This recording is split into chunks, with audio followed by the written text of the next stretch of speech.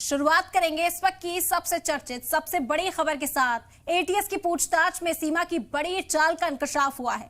फौज के अफसरान को सीमा ने भेजी थी फ्रेंड रिक्वेस्ट। पाकिस्तानी फौज में पोस्टेड भाई आसिफ की तस्वीर भी सामने आ गई है। एटीएस और जांच एजेंसियों ने जांच का दायरा बढ़ाया है।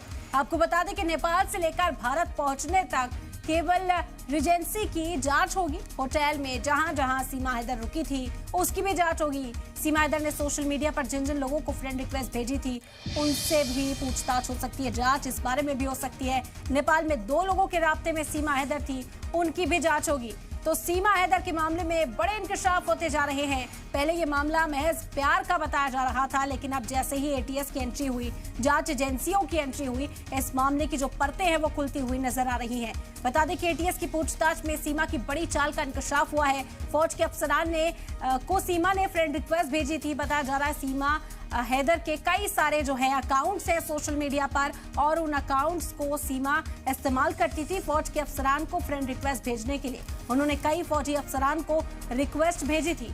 पाकिस्तानी फौज में पोस्टेड है सीमा का भाई आसिफ, जिसका शक जताया जा रहा था कि क्या कनेक्शन है उनके भाई का। आपको बता दें कि आसिफ पाकिस्तानी आर्मी में है, ये भी बड़ा खुलासा हुआ है।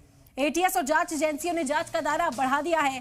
लगातार सीमा से पूछताछ की जा रही है। नेपाल से भारत पहुंचने तक का जो पूरा सिलसिला है, केवल रिजेंसी जो है उसकी जांच होगी। होटल में किस किस जगह सीमा रुकी, किस होटल में स्टे किया, अपने बच्चों को कैसे इधर लेकर आई, ये तमाम चीजें इस वक्त सीमा के सामने ये सवाल बनकर खड़ी हैं और सीमा को इनके जवाब देने होंगे।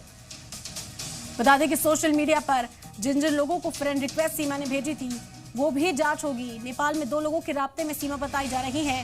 कहना है कि सीमा 2 लोगों को नेपाल में जानती थी, उनसे भी अब पूछताछ की जाएगी कि आखिर वो लोग सीमा हैदर को कैसे जानते थे। सीमा हैदर तक मदद पहुंचाने का जो काम था उसे अंजाम किस तरह से दिया गया, क्योंकि बड़ा सवाल था। पाकिस्तान से एक खातून अपने 4 बच्चों को लेकर दुबई पहुंचे, दुबई में ठहर कर फिर नेपाल आए और नेपाल के जरिए हिंदुस्तान में दाखिल होकर एक शख्स के साथ, जिससे वो एक गेम के दौरान मिली थी, उसके साथ रहने लगती है।